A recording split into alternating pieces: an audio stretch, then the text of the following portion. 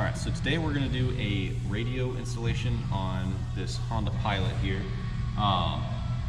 my first time doing a video like this, kind of a departure from what I normally put out on my channel, although I don't really get any views for it. That's besides the point. Today we're going to do a radio, kind of like an all-around how-to. It is specifically this Pilot, but anything I say could probably be applied to any other vehicle, especially if you do this on your own. Outside of a professional shop or any kind of other location like that. First thing that we're going to need, of course, is a radio. Today we're going to be putting in this JVC unit here. If I see me look down, it's because I got my phone on the preview of the GoPro, so I can see everything. Do this JVC unit. It's a pretty nice one. It's well, it has Bluetooth, so we got that going for it. It doesn't have Apple CarPlay or anything like that, but radios like that are just like a 50 to 100 bucks more than what this usually costs. For any vehicle in general, alongside the radio, you're going to need different accessory parts. Not always needed, technically, but makes everything a lot easier. First is going to be an adapter harness. This is for Honda specifically, mainly this year, this generation. And you're going to have all your different wire colors, all your speaker colors, power ground, everything. Now for the radio, we also have the radio harness. On these JVCs and other similar radios, be it Kenwoods or Boss units, whatever, at this price point, they come with 2 plugs. I usually tape them together to make them end up being one, so it's easier to take in and out, but you got all your colors as well. You're also going to need a dash kit. So with any vehicle in the last 20 years, they're not going to go by a set size standard. So we're going to need a dash kit. This one is made by Metra. It also comes with some pretty good disassembly and assembly instructions, which are going to be necessary. And then the dash kit is basically just there to fill in the gaps created when you take the old radio out, as well as provide mounting points for the new radio once you put it in. And this kit also is made for a couple different vehicles or years of Pilots, as we have different trim faces and surroundings. On this one in particular, we're also doing steering wheel controls, retaining those functions. So we got a Maestro SW. Can't see that. That's just so you can keep the steering wheel control buttons functional, because without that, the radio and the steering wheel clock spring can't actually talk to each other, because the radio doesn't have any built-in, well, at least this one actually does have built-in steering control wires, but most aftermarket name brand radios do not. We're still using the Maestro just because it's easier. And that's pretty much all you need for parts. Now, this radio is a half chassis radio. Since it doesn't have a CD player, it allows it to be a little smaller, and makes fitting everything behind the dash a lot easier than if it was a full-size radio. So we're going to go ahead and start working on that. One more part before I forget, we also need this antenna adapter here. Most aftermarket radios, all aftermarket radios I should say, use a Motorola type connector for their FM radio, but most factory units past 2000 or whatever, aside from Toyotas, they use it for a long time, use a different type. This one is Honda specific, or it's this plug type, but we need to adapt it to go into the aftermarket radio. So we need those parts. Without those, you would have no FM radio. So if you decide to do this on your own, just make sure you at least get a good list of parts together. Use different websites, whether it be, say, like Crutchfield. Crutchfield is a good car audio website. They have a very good fit system, and they're pretty good when it comes to having the parts and being able to get you the right parts. Also, Best Buy's vehicle fit guide system they have is pretty good as well. And then that way you can also put everything you need in your cart, order it at the same time. You can also schedule installation. But if you want to do it yourself, that's why I'm doing this video.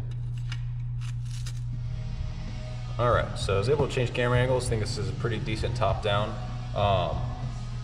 but we'll see how it goes. There's a few tools that I recommend you use. Definitely some type of wire stripper. I have this pair of auto strippers. Basically, you put the wire in the jaws, clamp down, pull and it'll strip the ends, which is pretty nice. Twist those strands up. But we got our wiring harness here.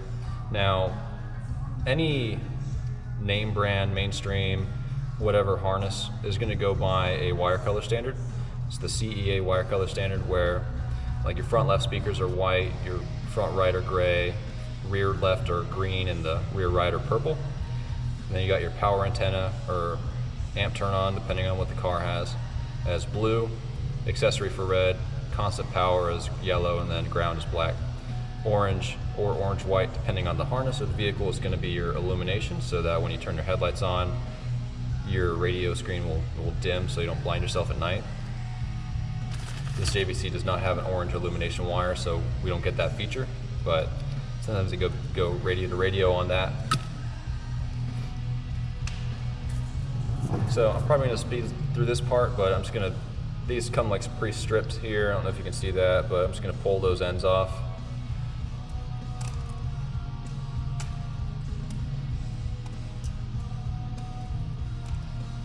So we got all the copper exposed there. Now for the JVC one, since it's a two-piece, what I like to do is kind of plug it in temporarily, not all the way, and then I'll take some of this like fabric type tape, this Tessa tape. It's made by Tessa. It says it on the inside there. I'll just put a strip around here. It just keeps the plug as one plug instead of two. So when I'm handling it, it's a little easier. And these are longer than I want with the pre-stripped areas. So I'm going to cut those down and then to the length I want. And going back to tools, I should keep this all as one section, but we're going to roll with it. We want our auto strippers, right? You also want a pair of snips. They don't have to be any specific type, just something that can cut wires. I prefer any kind of flush cut, no like diamond cuts, so we have a flat cut when we cut it. Also a type of crimping tool, like a Klein tool style crimper, and then an impact driver or screwdriver, drill, whatever, with a Phillips bit. Most cars are going to be Phillips. I also pulled out a 10mm, which I don't think I'll need for this, but I always keep it out. And then a knife, just in case. This is an Olfa blade, very sharp, just in case we need it. Alright, so now we have our harness, all the ends stripped. We got this part here. We also have our harness for the Maestro system for the steering wheel controls. I'm going to prep that. I have to program that, basically tell it what car it's going to. So I'll do that off camera. But for any steering wheel control device, it does have to be powered, so I usually wire that in with the radio. So we're going to take the power and ground wires and just basically prep those to go in with the harness. And then take our auto strippers. With these ones, since with the jaws, you can even do two wires at the same time as long as it's the same size wire. So now we have both power and ground stripped. And these are the rest of the wires for the steering wheel controls that are going to get wired to the car. Don't know which ones I need yet, so we're just going to leave them full length. And then I'll be right back. Alright, so for any kind of wiring job, you don't want to just twist them together and tape them together. I've seen that a lot. You can see my chin. So with any harness that you're making, you don't want to just twist the wires together and tape them up like with maybe like an in-home application, or you don't want to use any wire nuts, because in a vehicle over time vibration can separate those. The wire nuts don't hold tight with a lot of vibration over time, and you definitely don't want to just twist them and tape them, because it's not secure. So what I like to do is use these crimp caps. It's just a cap with some metal in it, plastic cap. Basically what happens is take your two wires. Now since there is a wire color standard, it's fairly simple. It's kind of color to color. Put them together, twist them together, put the cap over the wires, and then you take your crimpers, put that in the middle. I like to use the one with the nipple. You could technically use the other one as well at the end, but this one gets tighter. Crimp that down. You can use the table of any kind as leverage, and then makes a nice solid crimp. Those wires are never coming back apart unless you cut them apart. So I'm going to go ahead and do that for the rest of these, match all the colors together, then probably fast forward through that or something.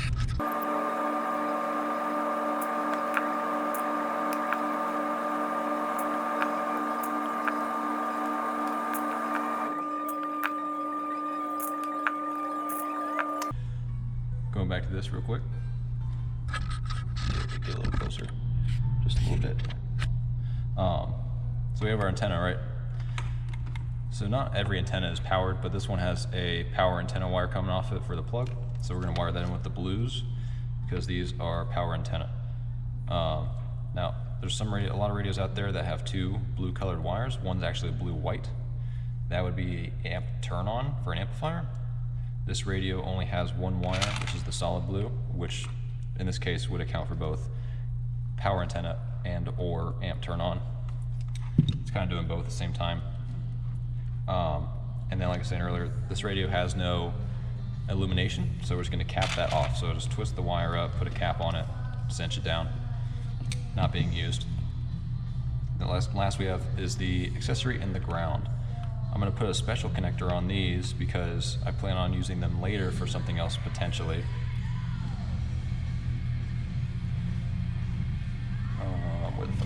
There it is. So real quick, get out of the way. I'm going to take my steering control ground as well, wire that in with that. So it's all one ground going to the radio harness. And then I'm going to grab a different type of connector, still crimping it, but allows me to use a quick add-on if I need it. So what I like to use for, in this case, for the accessory and the ground, because I might be adding on an amplifier or something like that, just a small amplifier that I can use the same circuit on. We're going to use these quick connects. So one is a female and one's a male, so they can go into each other. Gives us the option of adding on something or quick disconnecting something from the ground in the future. So we're going to put one end on the ground here, and normally I can get 3 wires to fit in that. There we go. Crimp that down. So all the wires are still crimped together, but now we have a quick disconnect, so I can put something on the other end if I'm adding something on. And then I'm going to put the same thing on the accessory just in case.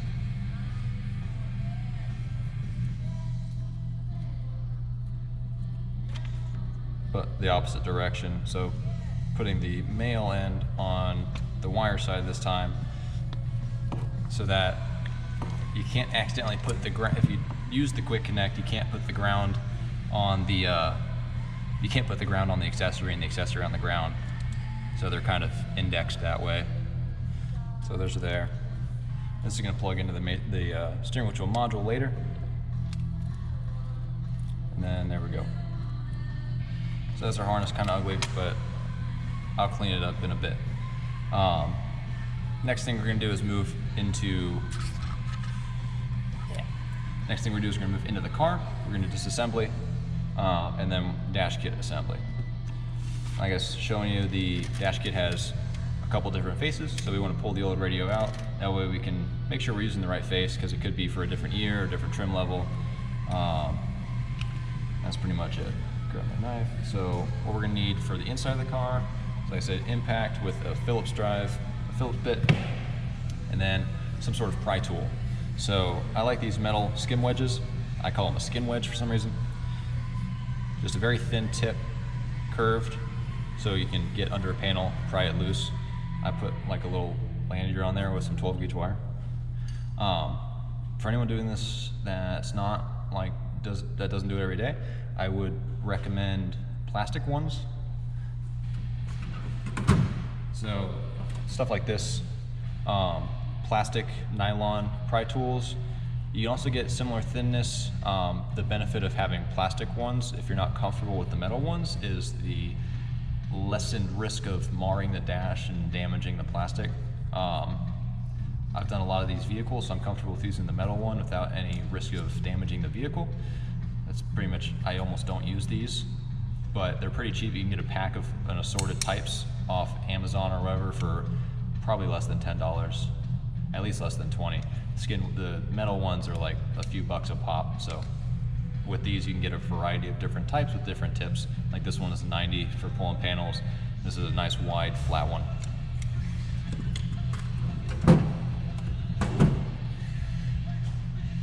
Into the vehicle.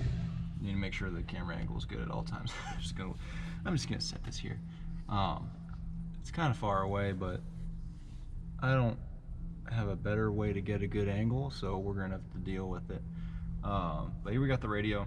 Now this is not the premium radio, but it does have a factory subwoofer, which in these vehicles the radio is what powers that subwoofer. So in this case, it will be lost because the factory radio is a 5-channel. The JVC we're doing, well, any aftermarket radio is a 4-channel radio, so we lose that 5th channel for the sub. But in this, we have no choice in this case. So to disassemble this, I'm actually going to grab the instructions, just so go through that. If you're doing this on your own, definitely want to use the instructions because you don't want to accidentally pull a panel that's behind another panel and then that panel breaks. So with this vehicle, this is a 2007, so just like I was thinking, there's different trims. You can't see the instructions here, but on the left we have disassembly for a 2003 to 2005. On the right we have disassembly for 2006 to 2008. This is a 2007, so we want these ones. And looks like basically we're taking off the left panel, then we're taking off the trim, and then there's a few screws. It actually wants me to take out the gauge cluster first, or the trim around it. The left here, what I'm going to do is, with most vehicles that are automatic transmission, there is typically a transmission release switch somewhere. Since this has a shift stalk, it's at the top of the steering column. I need the key to do that.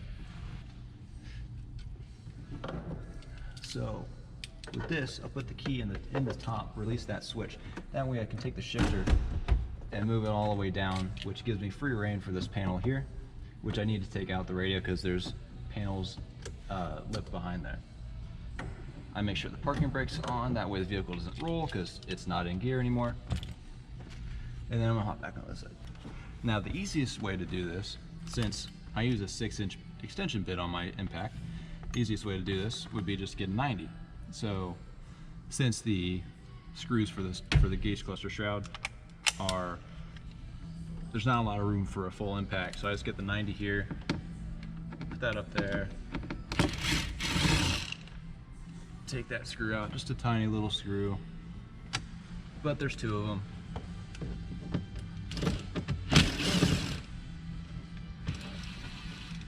Normally I would do this from the driver's seat, but since I have the camera over there, it kind of ruins the angles. Then we're gonna finish pulling that out.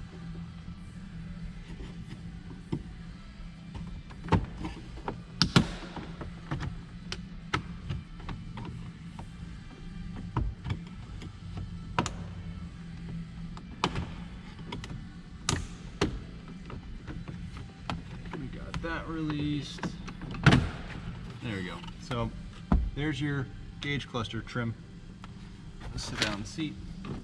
And this is the other piece that we need, the main piece that's covering half the trim here.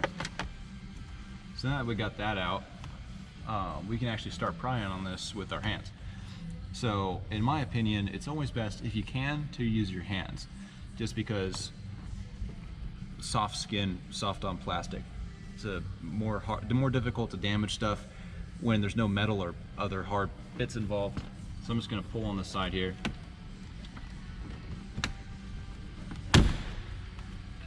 Pull a little harder than I was expecting. And then for this other edge,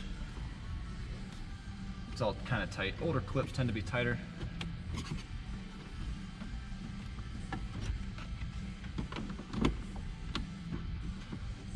Gonna work our way up. There we go. Got the final clip. Then there's a couple plugs over here on the side. I normally wouldn't unplug them, but I'm gonna unplug them just so I can bring it over and show you what's there. Now, in most vehicles, when you take out the radio trim, there's gonna be a couple other pieces there that are not related to the radio. In this case, we have our hazard switch, a four-wheel drive lock system button, and then the passenger airbag light. Whenever you take out any kind of unplug the passenger airbag light, it's very important that you don't turn the car on while it's unplugged. If this is unplugged when the car is turned on, it can trip the passenger airbag light in the dash. And in some vehicles, that would have to be brought to a dealership to be reset. Some code readers can reset that code, but I have done it before in a Volkswagen. The code reader will not reset it. While nothing is actually broken in the car, the light just won't go off. It does have to be reset by a dealership. So I'm gonna set that over here. Now we have our radio. Now, I'm gonna go back to my 6-inch and take out the 4 screws that are holding the radio in.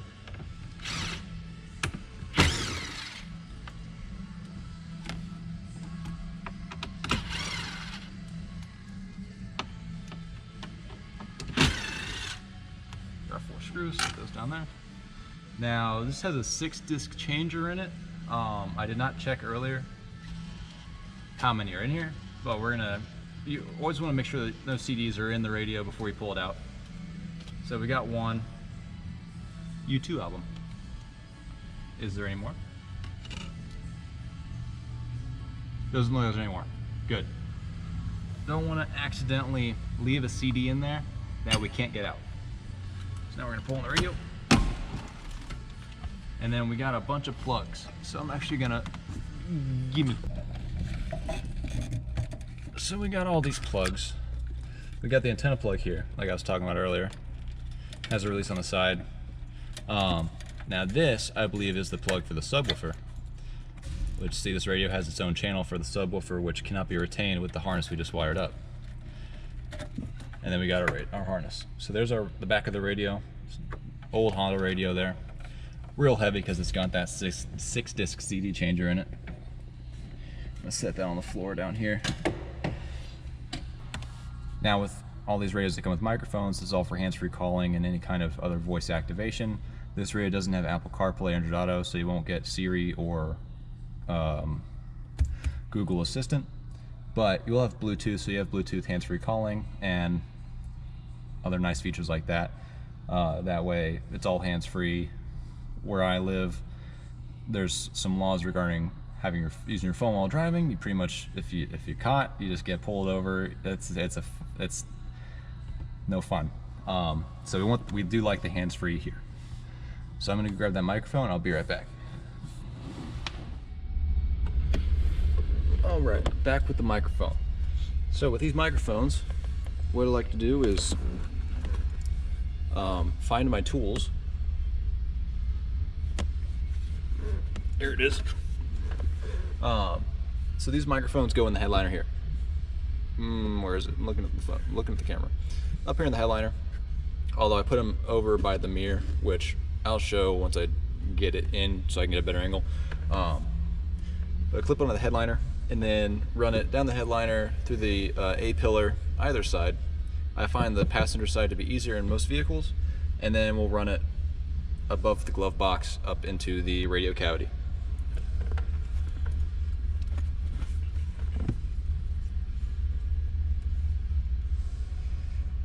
One thing I like to do with these microphones as well is if it has a clip like this, you have the wire coming out of the microphone like so.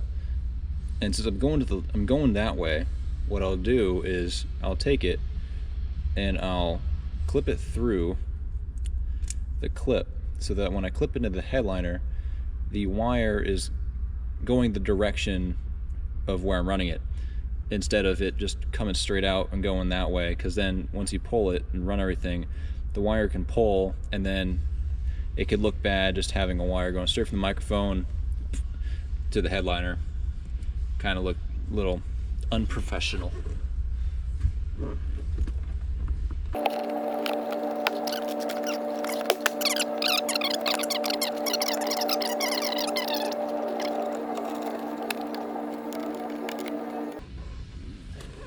And to run it into the radio, I'm going to actually use this long-ass zip tie, long 3-foot zip tie with the end cut off, and another zip tie put through the end so I can pull cables.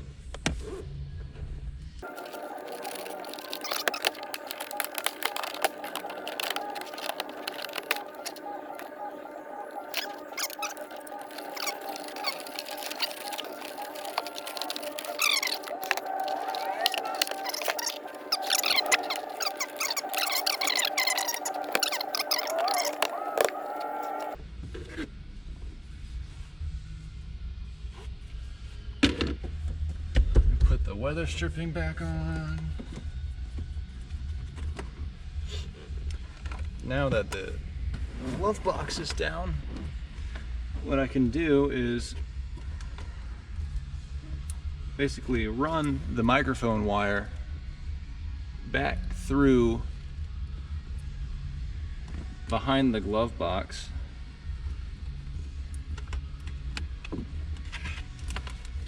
That way it's nice and routed, it's not just hanging out.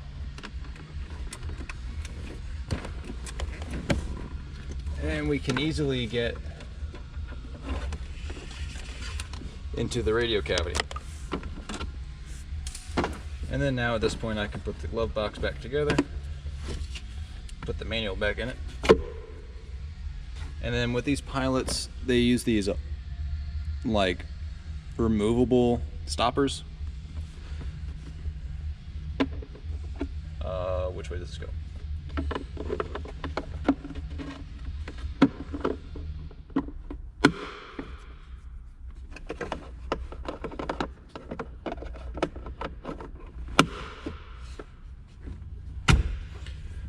So that's I'm gonna lean down here. So that's pretty much it for the radio. I'll quickly do the dash kit assembly here. I'll cut to that here in a second. I won't talk over it. And then I'll cut to actually putting the radio in. I still have to do a backup camera on this vehicle. I won't include that in this video, but if enough people see this, and if you want to see a backup camera installation, I'll record it. But I just don't want to make the video too long, so it'll end up being an hour because I talk too much.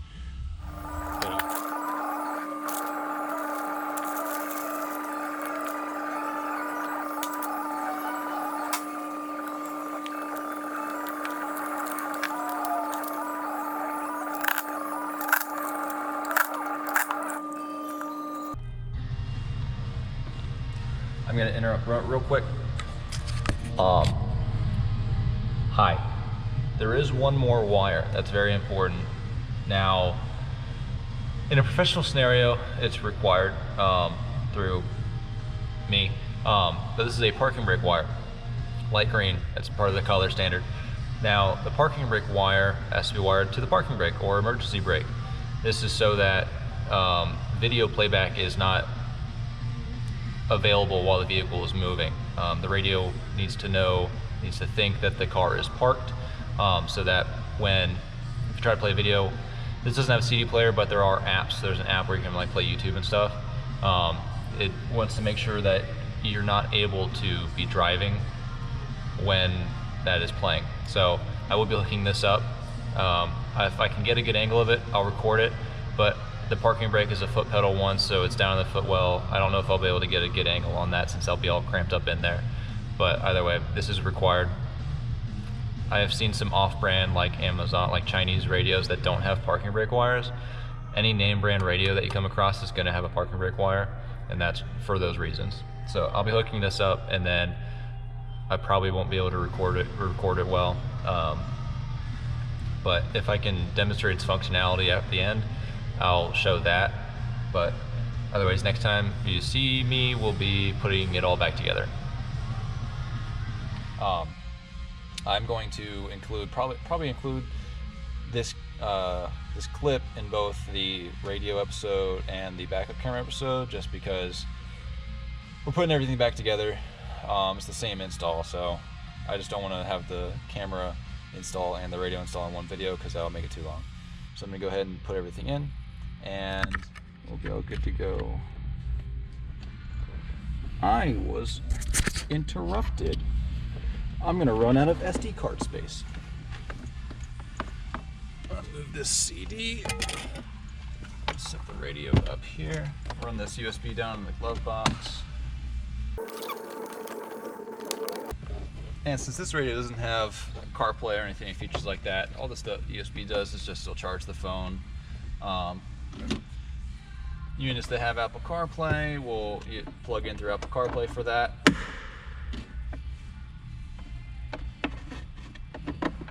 You can also like use a thumb drive, put some MP3s on there, play music and such. So now that that's in, start plugging stuff in. So as I mentioned earlier, we got that light green parking brake wire ran. That's ran down to the parking brake. Real pain in the pain to reach, so I didn't try to record it. And then we got our steering wheel control wire here. Now with this radio, it is a wire. Some other radios use a 3.5 like aux jack type port. Not this one, so I already put like some quick connects on here as well, so I can quickly just make that connection. Microphone plug, ran that earlier. That's this here. I tied it up a little bit to make it a little neater. Plug that in. Then we got our backup camera. So we got our backup camera RCA here. Ran that over the gauge cluster just because that's the only way I could get enough length out of it. And then, as I explained earlier, now if you're watching this as part of the radio video, did a backup camera as well. This wire is tied into the reverse light in the back, so we get turn on a signal at the radio to tell the radio to go into reverse mode. And then we got our FM antenna. And then somewhere, here we go. This is the RCA for the subwoofer. I'm just gonna plug that in real quick. This radio only has one subwoofer pre-out. There's no left and right, so we just have one. Plug that in there, and then plug backup camera into cam in down here. On the back of the radio, you got a bunch of RCA outs and ins. You got backup camera in right there. And then finally, with this mess of wires, we have our main harness for the radio. Now at a quick look, we got everything that we need. Reverse, steering wheel controls, backup camera, parking brake, subwoofer, microphone, antenna. Now, since I do have that amp in there, I don't want to put everything back in yet and just send it, because I need to make sure the gain on the amp is fine. I'm gonna do that real quick and then cut back to actually putting it all back in, just because that's not part of this video. All right, did my testing real quick for the sub. That's all good to go. So I'm gonna go ahead and put everything back in and then demonstrate the radio for you guys. So the big thing with that amp, I'm just gonna go over it a little bit, just because it's not really important, the content of these videos, but it's an Alpine power pack. They do about 45 watts a channel, and it's really useful in this case because they're fairly small, so they can fit behind the radio. And since they do 45 watts a channel, you can bridge them to do a total of 90 watts for like one channel, say for a subwoofer. I'm not 100% sure what the factory sub in this Pilot takes, but it's taking the 90 watts very well. So at this point, I need to put the screws in. I need to grab my impact. So that's a better angle.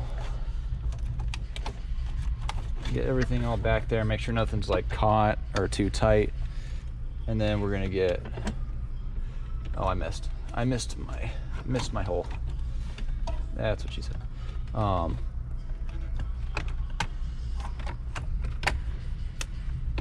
There we go, now we're lined up.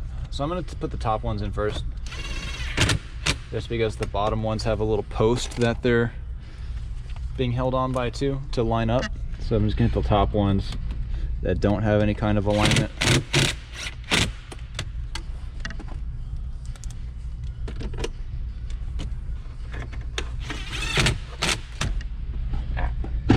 And then I need one more screw. All right, found the fourth. I'm gonna screw that down in there. And now, you see I have the passenger airbag plugged in just for testing there. We can finish plugging in everything.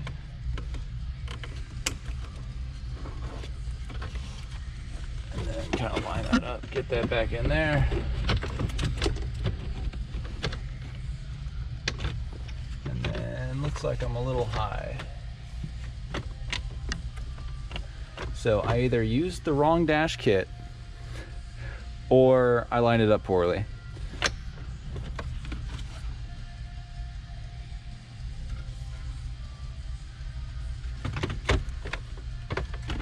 Which I think I used the wrong dash kit. So I'm gonna swap that out real quick, then we'll continue.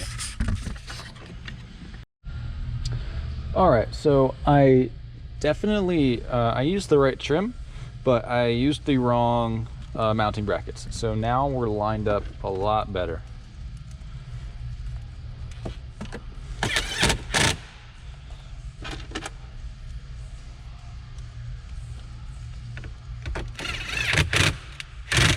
Don't go shooting me over to the side there, screws.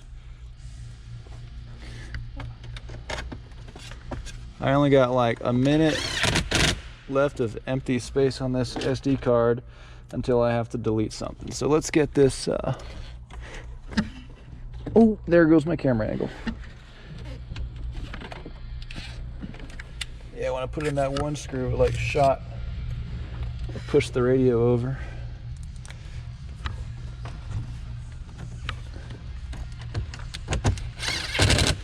There we go. Sorry about the camera angle. I put the GoPro on the center console here and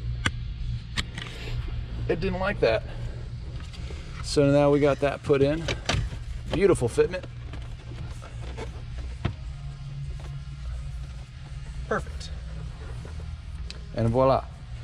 I'm gonna make a cut real quick, get everything finished, put back together, just because I'm about to run out of space, and then we will test. Alrighty.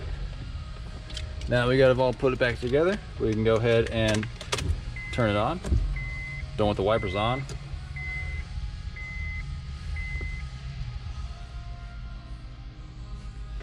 I'll just hold you for this. So. Boost Mobile, where you stay connected and stay satisfied. So we got everything working. Also have our steering wheel controls here. Very nice, very nice. And then we also have our backup camera. It's got double lines on it right now, but we can go ahead and turn those off in the settings. So if we go to settings, go to screen, we want demo off. Demos for shelf displays. And then somewhere is the parking guidelines. We want those off because the camera provides its own. Camera has its own lines, so we don't want double lines, just kind of gets annoying. But after that, we are all set. It's all finished up. Everything works. We have a resounding success. Can't see me at all. My battery is about to die.